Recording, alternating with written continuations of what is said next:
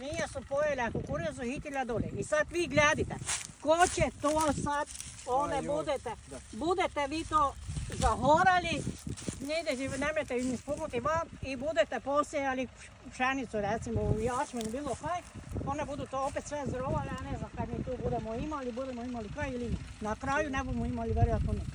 Trebali ste biti pred mjesec dana. Šta onda je bio? Kad ste u... Horor. Gore su nam jednu parcelu, ovdje dve i ovu.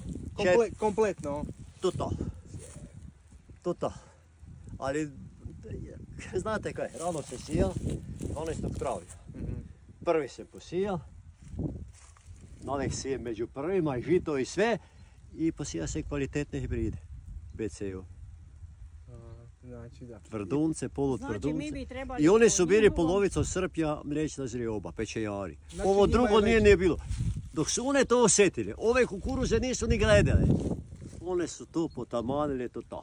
A je li to samo vama ili kompletno svima tu? Svima štetu se dela, vidite ova parcela gore. Ono gore. Onda ima hektari nekaj. Nema kaj pipnuti. Jedeni su nekaj pokupili klipe, ovo kaj je osovički. Tu nema klipa ni jedna, pete gore. A ovo drugo su sije. Znači podjele se, jeleni ovo gore, a svinje ovo niže. Mladi baš nisu vrući za raditi, a? Mladima se to neće delati. I pravi mali, nisu ni bare.